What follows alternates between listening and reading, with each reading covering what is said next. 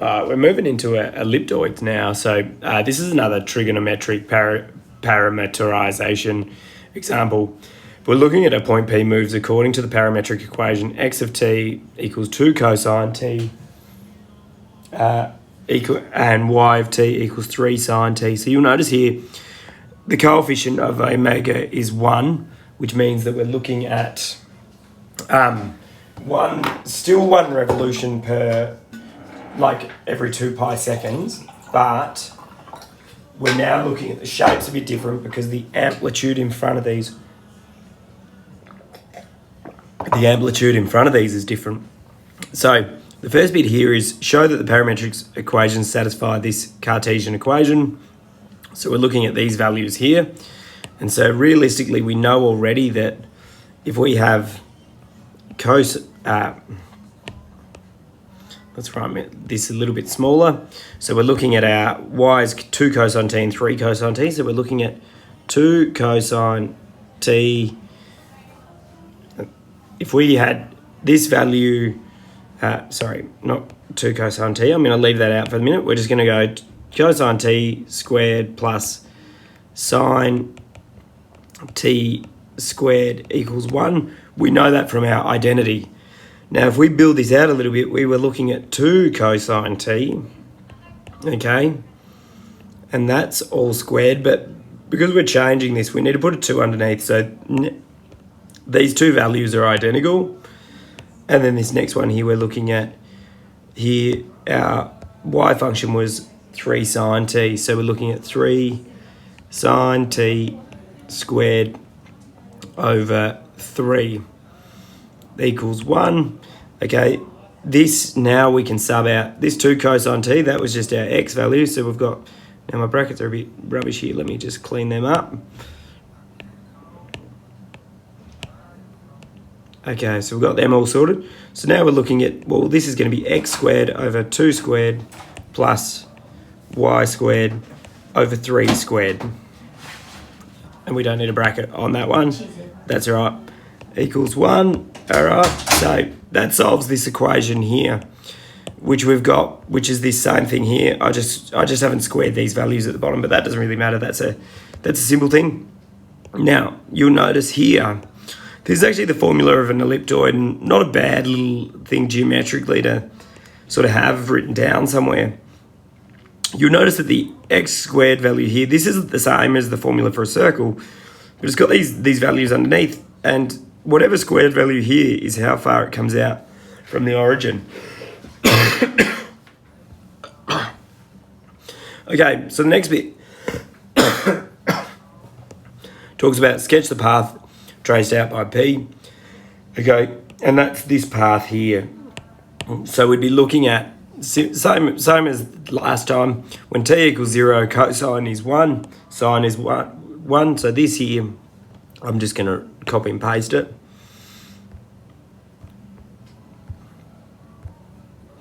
Okay, let's just get a bit lazy here. This here would be t equals 0, and then we're looking over here. We also know that this would be t equals 1. This would be t equals a half. Okay, and it gives us these values here. Our a value here from our formula above would be 2. This would be 3, so my scale's completely off. I should have done it the other way around. This would be -2. This would be -3. Okay, find the position after 3 pi and 4 seconds. So we're taking our two equations here. I'm going to just paste them here because I'm being a little bit lazy. Okay, I get rid of all the t's. We're going to sub in, what are we doing? 3 pi on 4, 3 pi on 4, which means we're looking at 3 pi on 4, 3 pi on 4, 3 pi on 4. And conveniently, we know this value is going to be out here. Okay, because we're looking at a time of 3 pi on 4. We're not at pi, we're not at 2 pi. Okay, so actually I reckon I might have made a mistake there because this is not t equals 1, this is t equals 2 pi. Sorry, that's 1 revolution. Okay, so 3 pi and 4 gets us out there. So from our unit circle, we should know our x value. Now, I'm using this above isn't a unit circle, but if we're out this way, we've got negative value. The angles are going to be the same because it's pi on 4, so we're looking at 1 on root 2. And then y x of t equals this, which means we're going to be looking at, this ends up being negative 2 over root 2. Now I'm going to times this by root 2 on root 2 because we don't really like surds on the bottom, which gives us negative 2 root 2 over 2. The 2's cancel and we're looking at negative root 2 is that coordinate. Now the y coordinate, let's just drag it out a little bit further so we can just work down. Okay, so we're looking here, this one here is going to be 3 times, if you think about this, we're looking at a positive y, so it's going to be 1 on root 2. Now, same deal as last time, don't really like the surd on the bottom, so we'll times it by root 2 on root 2. It's going to give us 3 root 2 on 2, and that's our coordinates there for that value there. Now you'll notice in the text they've left the surd on the bottom. I just feel like it's better to move it off because it just gives us a clearer one to deal with. Okay, next one here we're looking at the velocity vector. So we're considering, well, v is going to equal the derivative of the x, the derivative of the y. We've done these before, so this one here, our x value is 2 cosine t, so the derivative of that is negative 2 sine t. Now, we don't even have to do the chain rule in this one, and then we've got the derivative of y, which is 3 sine t, is going to be 3 cosine t. Okay, so that was pretty easy. Next bit, find the speed of p after this. So this is where we find the modulus at those points. So we're going to find when t equals pi on 2 seconds. Okay, now pi on 2, realistically, we're looking at this here. We should know the coordinate straight off the bat is going to be 0 and 3.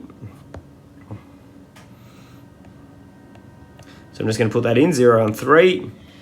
And then we're going to just place these values in, not in there, sorry, we're not going to do that. We're going to do the modulus of these. Where am I getting that from? Sorry, I'm just a bit distracted. So the modulus here, what we can do is we can go, well, this is going to be v. Sorry, I'm trying to fit this into space as well. So the speed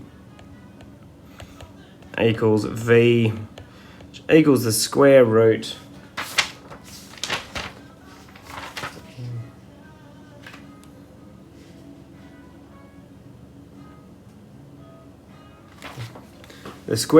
and it's going to be these values here. So these particular values here are going to give us, we need the velocity at that point, sorry. So this is 0, 3. So then the velocity at this point is going to be, I'm going to be putting pi on 2 in there. So sine pi on 2 is going to give us negative 2. So the velocity here is negative 2, and then cosine pi on 2 gives us 0. So that gives us these two velocity values, which then we can put in here and we go, well, this is going to be negative 2 squared plus 0 squared. Now, previously we've done this by just putting the value in of square root. Let's just go x dash of t squared plus y dash of t squared. Okay, so that's where this comes from. It's just nice if you find these velocity values first, because you got this 0 and the -2, it's just easy. You're just doing it with numbers. Okay, let's do this last one here. So t equals 2 pi on 3. Okay, I didn't actually even need this point. That just means that when I'm drawing the velocity vector out, I draw it out from here. So this one here, we're looking at 2 pi on 3. So 2 pi on 3 is going to be over in the same realm. We're looking at these values here. And you're going to be going straight off the bat and looking at a negative cosine. So this value down here is going to produce a negative. But do you know what? We don't need to do everything algebraically all the time. Let's just use our graphics calculator. So I'm just going to put this in. So 3 cosine bracket 2 pi on 3 gives me a rounded value. Okay, so this sorted it out. We've got here our 2 sine t is going to give us a value of -√3, and cosine is going to give us -3 on 2. Now that is because, I'll write these out. Sine 2 pi on 3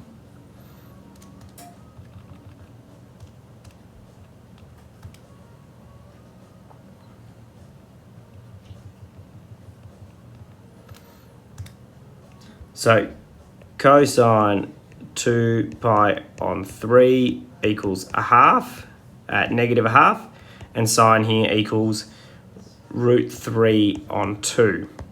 Okay, and then once you simplify out with the coefficient, so the -2 cancels and gives us that, and this gives us the other one. So that means that our speed is going to be the modulus of the velocity, which means we're going to be looking at √3, -√3 all squared, plus -3 on 2, which is going to equal √21 on 2, and that's units per second.